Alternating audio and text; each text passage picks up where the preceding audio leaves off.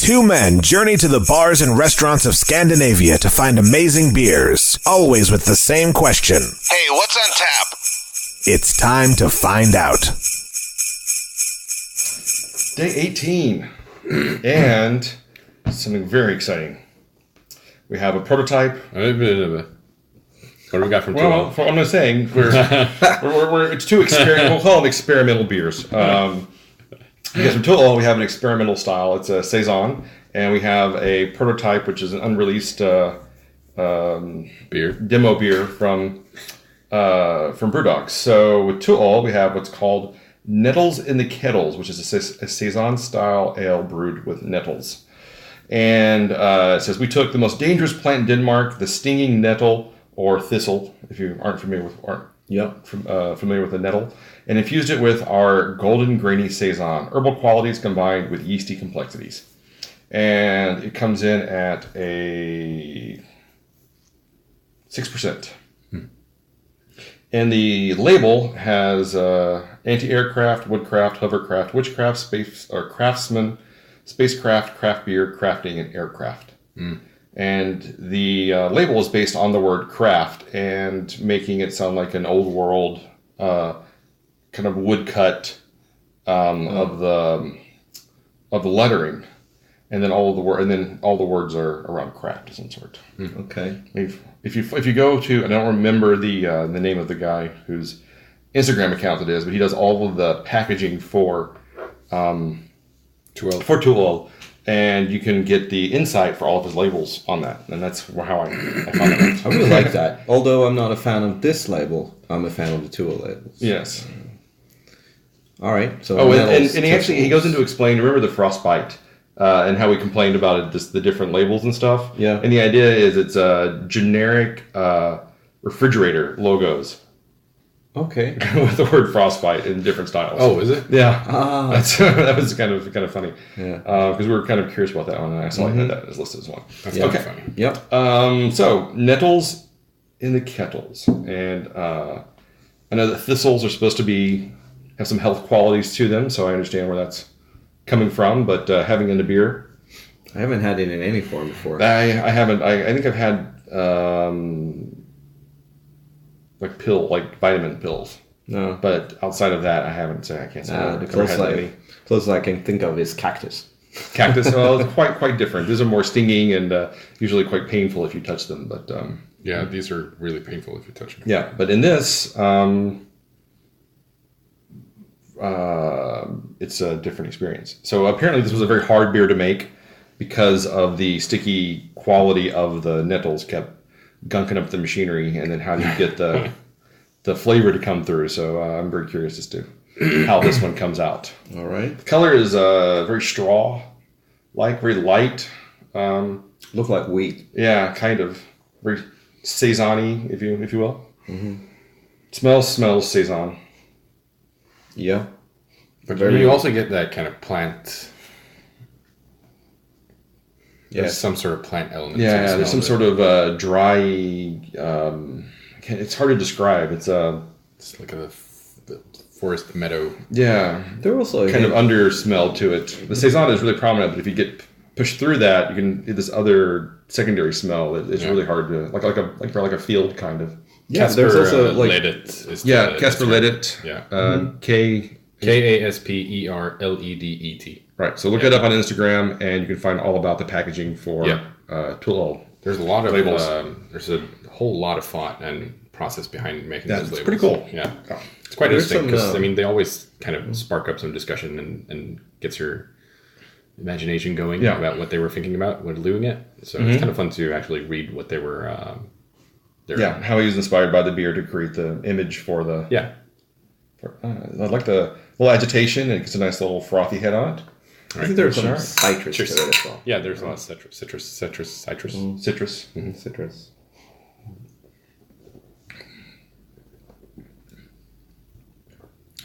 Quite flying. Yeah, I think your love of this beer will really depend on how you feel about saisons. Yeah. Because this just basically tastes like a saison.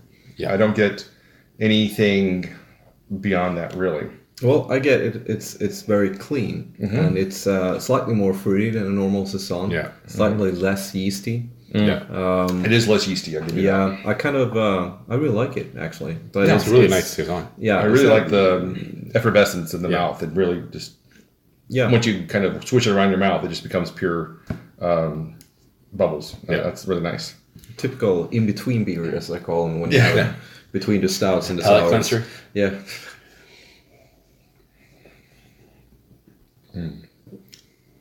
Yeah, I'm really liking this.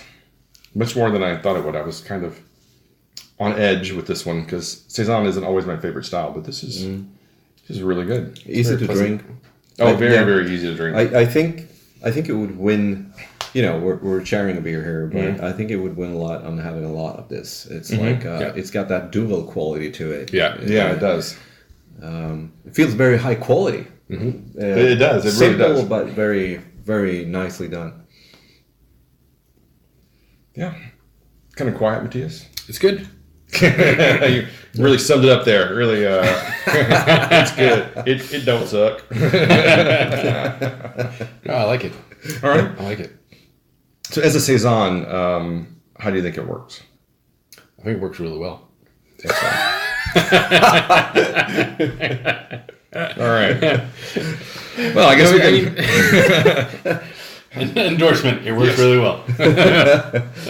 Well, you're much more into the saison style than I am, and I don't know. I look to you for your thought and leadership here. No pressure. Oh, none at all. None at all. No, I think it works really well, and I don't know if I get that much like from the nettles. I don't know what flavor that's supposed to be or what I would get from it, but I don't feel like there's anything in addition to what I'm tasting on this. But there is something make a little bit better than a normal saison. And it might be the thistles. It might be the nettles, or it could be like hops. Yeah. Yeah, I wouldn't bother working with those nettles. I don't know if it was worth the effort to get out of this because just the golden grainy saison itself is a really solid beer. So it would be interesting to try it if they did the same recipe but without the nettles, just to see what the nettles addition actually did. Yeah. I'm sure there is a release that's just their saison, since this is their base saison mixed with. Oh, it is just the base with the nettles. saison? So okay, cool. So I mean, that could be quite interesting to try. Not sure what their base saison is. It's not Snowball. No, Snowball is the Brett saison. Yeah. I can't remember what the regular saison is called. No, me neither. Maybe it's not for sale. Ooh. Could be. Maybe they just only maybe it's create something and then it might be called saison if it was. Not sure. Saison. saison. Yeah. Okay. Saison. Yeah. You mentioned like you're not into saisons. It's not one of my favorite styles. I mean, I like them, but it's not like the first thing I would go to. Yeah. The first style. I mean, it would, if it was like a saison or say like black IPA or a lager or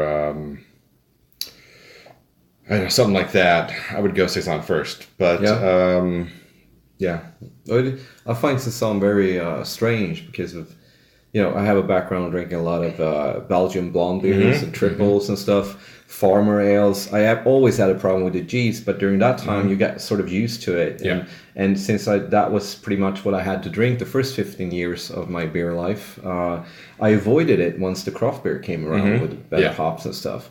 But I'm back to it, and I got this love-hate feeling. Like, I still love a dual, but I wouldn't pick up a Leffe Blonde if there is something else. Yeah, it's still a decent beer, I'm kind of the same way. I was never a huge fan of those Belgian blondes and browns and stuff, but in the past year or so, I've been revisiting quite often and finding that I really appreciate the quality and the style and the consistency of that. They sneak up on you. They do. Yeah. Well, it's like and actually, like when someone comes in and says they want a Belgian beer, I would say Orval or Triple Carmelit, which is pretty much a blonde.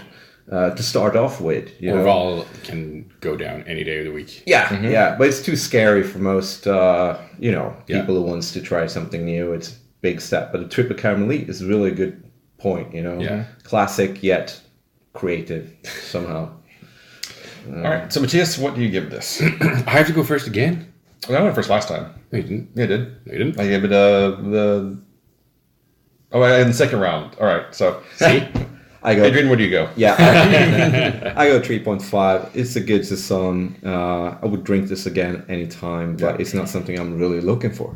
Yeah, I would do slightly better 3.75, but I'm kind of with you there. I would gladly drink another bottle of this, but actually I wouldn't go out of my way to find it.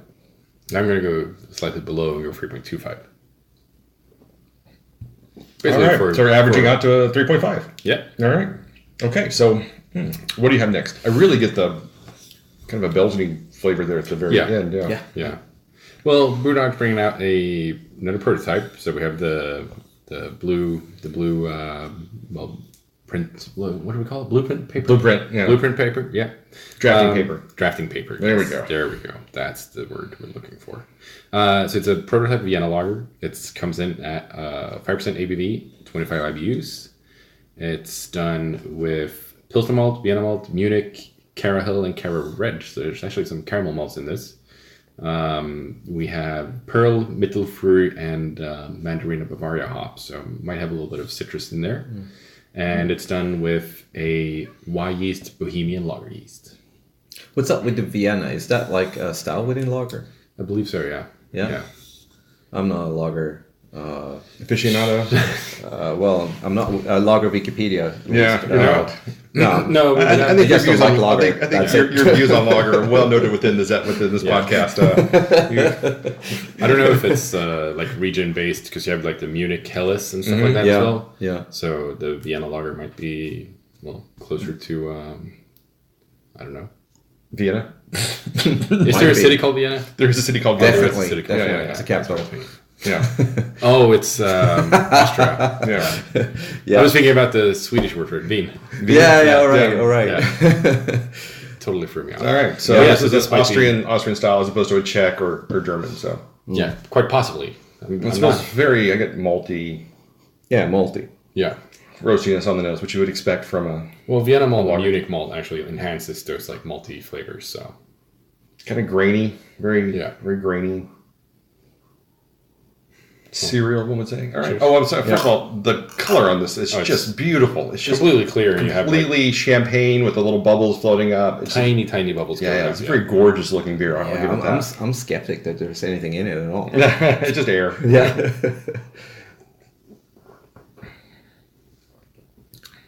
Yep, that's a lager. Yeah. I mean, you cannot.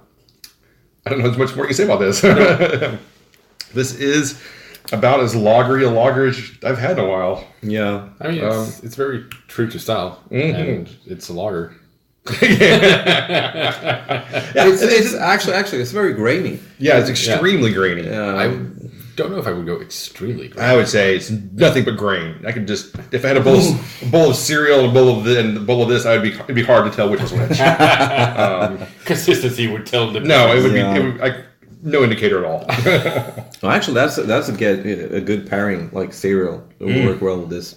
I don't know if I might have some cereal. Do you have some Cheerios over there? I'm thinking oatmeal. Cocoa Pops. Yeah. Cocoa Pops. I know Cocoa Pops. Cocoa Pops and lager. Best of both worlds. I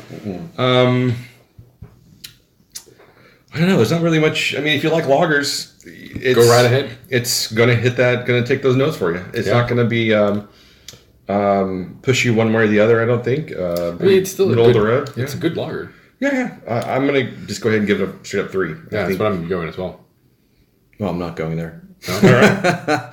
Well, it is a 5, really. I'm so surprised. It is the lager. No, I'll give it a 2. And I don't see the point why Brewdog is doing stuff like this. I mean, if you want lager, you just go to the nearest gas station and pick up whatever. Kingpin. Well, hopefully. This is an improvement over Kingpin. I give them that. Oh, it's definitely. And it is an improvement over the clean water lager. Yeah, but that one had a point though. It had a pretty can. I'll give it that. No, the money went to some blah blah. There's other. Charity, clean water, stuff like that. Yeah, blah blah blah. Anyway. No, I hope this stays marketing at the gimmick prototype stage. Yeah. Well, it could. I mean, it could take over the Kingpin. Look, I mean, people. I mean, there's a reason why every craft bar you go into always has a lager on tap. It's because lagers are extremely popular, and it makes sense that that Brewdog would have their own lager. Excuse me. It's just this is it's nothing exceptional. I think I've had better lagers. Yes, like you said, it's a lager. Yeah. Yeah. Cool. Yeah. So ToØl wins, and we're back at a tie, 9-9. Okay. That's all we got for today. Until next time, or tomorrow, whichever comes first, which is the same.